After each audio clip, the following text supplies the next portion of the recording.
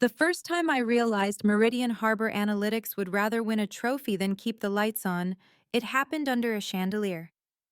I was on a stage at the Velocity Vision Summit, smiling beside a board that said Architect of the Year. Behind me, a loop of brand footage played, ocean blue gradients, hopeful music, employees laughing at salads they never ate. A security guard leaned in and whispered, "Miss Lin, you need to come with me." I kept smiling for the cameras and glanced at his tablet. My badge photo, my name, and one tidy status word: deactivated. In the front row, our chief executive officer, Celeste Barron, clapped with perfect posture. She kept clapping while the guard waited for me to step off the stage. Meridian did not tolerate glitches in public. I accepted the award, thanked the sponsor, and walked down the steps. The guard reached for my lanyard. I handed it to him like a receipt. In the aisle, Nolan Price, our director of transformation velocity, whispered, "This is probably an admin error." "No," I said. "This is a budgeting decision wearing a tuxedo." The guard led me to a small conference room with frosted glass. Inside, Gavin Rusk, head of people and culture, sat with a folder like a waiter holding a check. Trent Maddox, the chief financial officer, stood by the window tapping his phone. "Mara," Gavin said, "we need to align on your compensation update." Trent added, "You need to understand how market realities work." Market realities. The phrase always arrived like wisdom, never like a threat. But it was a threat. It meant, "We decided what you are worth, and you will applaud." Gavin slid the folder across the table. Inside was a letter with the Meridian logo and a number that made my stomach do a slow somersault. They had given me a new title, Senior Systems Cartographer. It sounded like a job where you draw maps no one reads. The pay was worse. It was not an increase. It was a pay cut dressed up as a reclassification. My base salary would be adjusted downward to match internal parity structures. The word parity was bolded, as if bold made it fair. I looked at Trent. "This is a pay cut. It is a calibration," he said. "Your total value remains competitive when you factor in intangible benefits." Intangible benefits. Like being called at 1:12 a.m. when a client data feed began screaming. I set the letter down. "Let me guess. Nolan Price is not calibrated." Gavin cleared his throat. "We cannot discuss other employee details." "You can," I said. "You just prefer not to, because the details are humiliating." 3 days earlier, a finance analyst had missent a spreadsheet called Merit Mosaic to a distribution list that included me. Names, titles, bonuses, equity, the quiet truth. Meridian paid for pedigrees, the way rich people paid for designer dogs. Nolan was earning 40% more than me. Nolan, who had asked last week if Aurora Stream was a river or a product. I did not raise my voice. I did not need to. I reached into my bag and pulled out a white envelope. Gavin blinked. "What is that?" "A resignation letter," I said. "Prepared, printed, dated. All it needs is a time." Trent finally looked up. "You are quitting at the summit. I am resigning at the moment you tried to turn my career into a rounding error." Gavin leaned forward. "Take the weekend. Think about it. We can revisit in the next cycle." The next cycle. Meridian loved cycles. Cycles were where accountability went to nap. I uncapped a pen and wrote, 2:17 p.m. Gavin stared like I had cursed the carpet. "Mara," Trent said, "you are making an emotional decision." "No," I said. "I am making a financial decision. You taught me." I slid the envelope across the table, stood up, and walked out. At 2:20 p.m., my phone buzzed with a system notification I recognized instantly. Aurora Stream, the ingestion backbone for 14 clients, shifted from green to amber. That was not sabotage. That was gravity. And Meridian had just stepped off the ledge. "My name is Mara Lin. I am 42 years old, and for most of my career, I have been paid in compliments and panic. I did not come from a glittering school. I came from a public university with a computer lab that smelled like burnt dust. Before that, I worked nights at a printing shop. Those nights taught me the truth about systems. When they fail, nobody asks where you studied. They ask how fast you can stop the noise. Meridian Harbor Analytics hired me 11 years ago, back when it was a scrappy outfit with a clever idea and the operational maturity of a house cat. The founders had built a platform that pulled data from hospitals, shipping firms, lenders, and retailers, then sold the cleaned results back as insight. Brilliant, undocumented. On my first week, I found a job scheduled to run every hour that had not succeeded once in 3 months. The company had simply learned to ignore the failure emails. I fixed it, wrote a runbook, and asked who owned the service. Silence. So I owned it. Then I owned the next broken thing, and the next. I built what became Aurora Stream, our ingestion layer, and I designed the safety valves that kept noisy clients from drowning everyone else. I wrote monitoring that told you what was wrong and which knob to turn. When audits came, I translated compliance demands into engineering reality. When sales promised miracles, I turned promises into pipelines. People started calling me the map maker. It became policy. Ask Mara, wake Mara. For years, that deal felt fair. Then, Meridian went hunting for scale. The board hired Celeste Barron, who spoke in glossy verbs like accelerate and leverage. She arrived with Trent Maddox, who believed spreadsheets were a moral philosophy. They launched a program called the Prestige Lift Fellowship, a conveyor belt of young talent from brand-name schools. Prestige Lift Fellows did rotations, attended leadership dinners, and received salaries that made veteran engineers compare pay stubs in stunned silence. Titles arrived fast: analyst, manager, strategist, director. Nolan Price was the star. Nolan was charming, fast with buzzwords, and allergic to specifics. He could produce a slide deck so clean it looked laundered. He also asked questions with full confidence, as if confidence were a substitute for understanding. He once asked me, "Can we put the database in the cloud?" The database was already in the cloud. It had been there for years. The Merit Mosaic spreadsheet arrived on a Tuesday. It was labeled Confidential Compensation Summary and sent to a group called Finance Leadership. An analyst missent it. The recall failed. The document became an accidental mirror. I saw my name. I saw my salary. I saw the tiny bump promised at year-end. Then I saw Nolan. 40% more. A bonus pool I had never been invited to. Equity that could change his life for doing work I had to explain to him. It was not just Nolan. It was a pattern. People who built the platform were categorized as cost centers. People who narrated the platform were categorized as multipliers. The math was not subtle. I did not run to human resources. I ran to my notebook. For months, I had been warning leadership about a risk they refused to hear. Aurora Stream relied on institutional memory. Not because I hoarded knowledge, but because Meridian treated knowledge sharing like a hobby. Documentation reviews took weeks. Training time was labeled non-billable.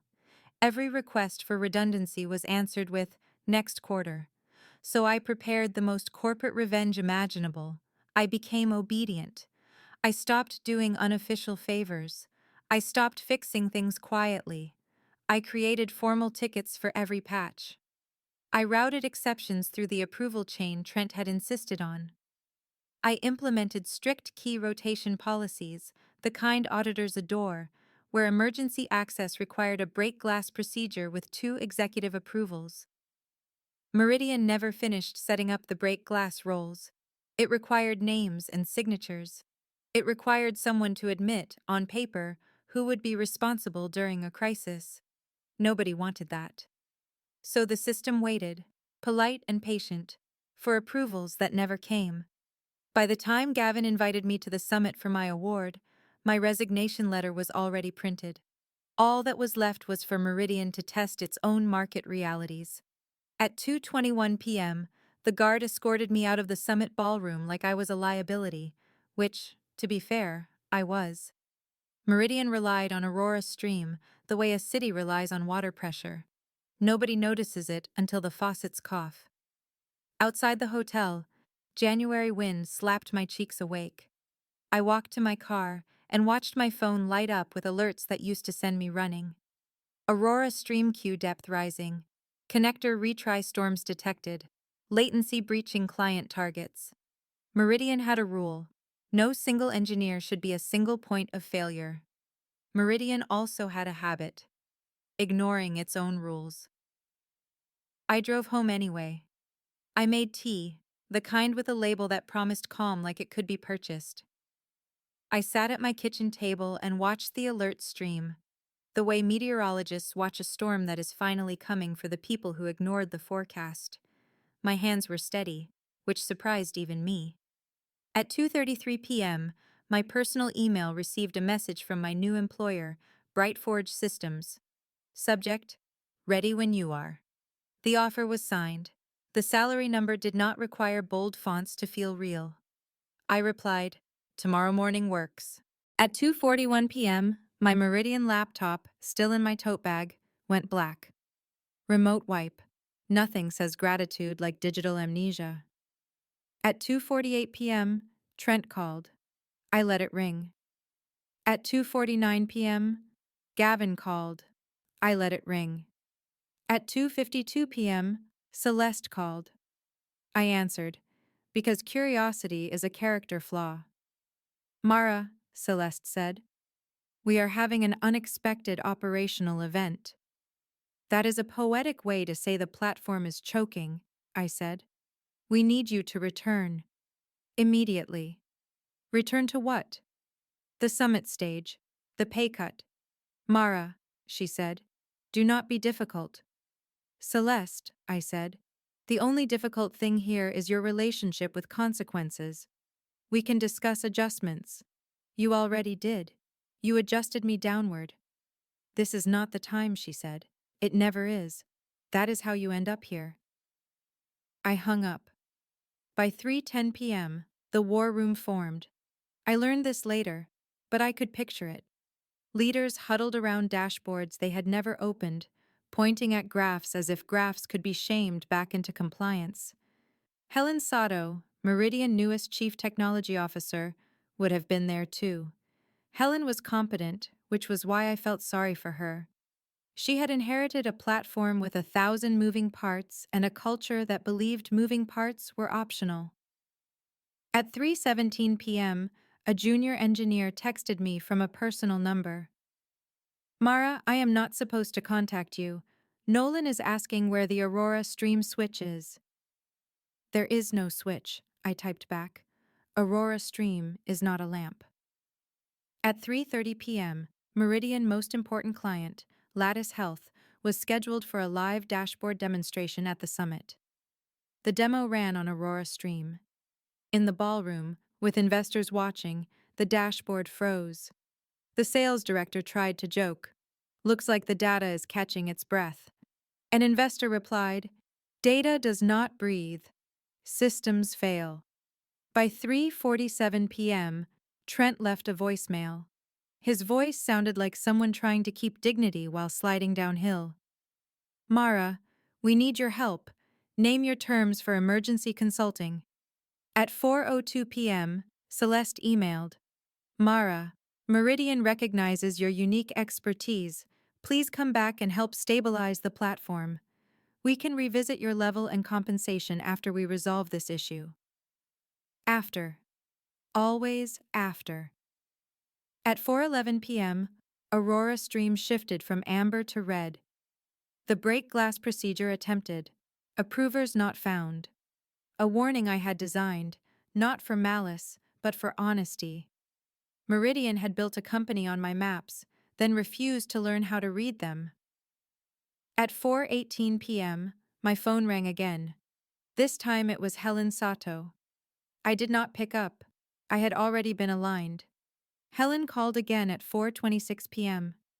I answered, not because Meridian deserved mercy, but because Helen had not earned this mess. "Mara," she said, "I understand you resigned. I also understand we are failing. I need one piece of information. Where is the emergency access list for Aurora Stream? There is no list, I said. There is an empty form in compliance, waiting for 2 executive signatures. Silence, then a quiet exhale. Of course there is. The break glass role is supposed to be assigned by the CFO and the CEO, I said. I asked for it 3 times. It was postponed every time. Helen sounded tired. They are asking me to fix this in minutes. Tell them to look in the mirror for the delay, I said. Mara, she said, if you can give me a temporary workaround, we can stop the bleeding. A workaround exists, I said. It is documented in the key rotation runbook. Page 12. It requires an on-premises hardware token and a recovery phrase. We do not have that token, Helen said. Yes, you do. It is in a fire safe in the executive suite. Trent signed for it. Another pause. He did not tell anyone, did he? Helen, I said, I cannot fix Meridian from my kitchen. I can remind you of one thing. Nobody is dying. This is money and pride. It will hurt, but it will not kill you. A bitter laugh slipped out of her. That is the kindest thing anyone has said today. She lowered her voice. They want me to offer you anything. A title, a number, a public apology. Tell them to start with an apology to every engineer whose work they called maintenance, I said. Then tell them to do something they hate. Put it in policy. Helen hesitated. Are you willing to consult? I was willing, but not as a bandage. I wanted Meridian to feel the bruise, because I wanted a lesson that lasted longer than an email. So I gave Helen a condition. Write this down. First, I said, implement transparent pay bands for technical roles. Second, create a technical track that pays like leadership. Third, assign break glass roles with names and signatures. Fourth, enforce knowledge distribution. No more heroic single ownership. Fifth, stop hiring titles and start hiring skills. Helen was quiet, then said, That is a lot. It is cheaper than another summit, I said. That night, Meridian hired an emergency response consultancy. They stabilized Aurora Stream by midnight, but they did it by bypassing safeguards, the way people stop a leak by kicking the pipe. The next morning, I started at Brightforge Systems. My new manager, Dr. Iris Calder, greeted me with coffee and a welcome packet that included something I had not seen at Meridian in years. Respect written down. By lunch, industry chat was buzzing about Meridian's summit demo freezing in front of investors. Clients asked for credits. Trent emailed me again, this time with a number so large it looked like a dare. I replied with 5 words. Policy first, then my calendar. 2 days later, Lattice Health called Bright Forge. They wanted out of Meridian. They wanted a migration plan. They wanted someone who understood the plumbing and did not treat it like a decorative fountain. Iris looked at me. Do you want this? That afternoon, I drafted a migration timeline with dates and risks. No drama, just execution. While I worked, a new email arrived from Meridian board chair, subject line, Please reconsider. For the first time, it was not glossy. It was afraid. This was the twist Meridian would hate most. Not my silence, not my resignation, but my competence deployed elsewhere. Yes, I said, but we do it clean. No games, no stolen secrets, just a better offer and a faster exit. Revenge does not have to be dirty. Sometimes it is simply letting the right door open at the worst possible time for the wrong people. Meridian thought the summit was my award night. It was actually my opening night. Meridian board chair email did not ask me to return as an employee.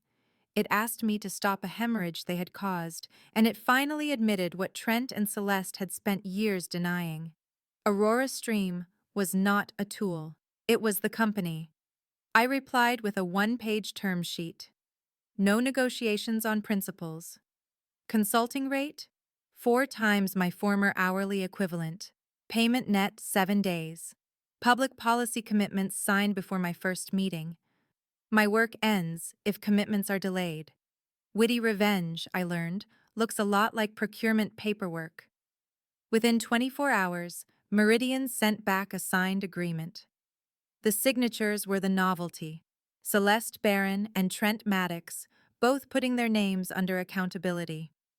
The next week, I walked into Meridian headquarters as a consultant, not a subordinate.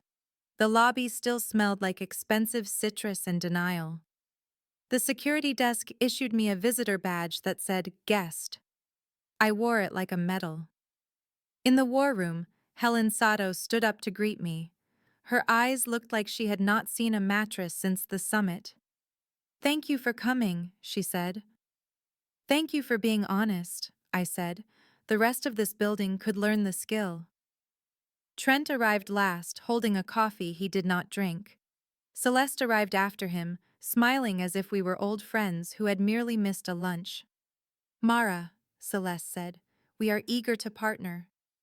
"Partner is a strong word for people who tried to cut my pay," I said. "Let us start with accurate verbs. You are hiring me." Nolan Price was there too, sitting near the back with a laptop open and a face prepared for blame. He cleared his throat. "I can provide strategic context." Helen cut in. "Nolan, please be quiet unless asked." We began with the simplest revenge of all, the truth in sequence. I pulled up the incident timeline. I showed how key rotation worked, why break glass approvals mattered, and how missing signatures had turned a safeguard into a hard stop. Trent tried to deflect. The process was not communicated clearly. I slid a printed email across the table, my third request for break glass assignment from 6 months earlier, with his name on it. I had even included a proposed list of approvers. He stared at it like it was written in a language he could not expense. Then we fixed the structure. I required the 3 keys rule. No critical service could have fewer than 3 deeply trained owners. Each owner had to pass a practical walkthrough. Documentation had to be fast and useful. If a runbook could not get a tired engineer through a failure at 3 a.m., it was not a runbook. It was a brochure. Meridian grumbled, then complied, because compliance was cheaper than collapse. The pay policy change landed next. Meridian published salary bands internally. Engineers saw the numbers. People who had been quietly underpaid stopped doubting their own worth.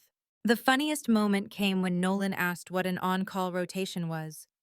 Helen blinked twice and said, "Nolan, you are now rotating out of this room."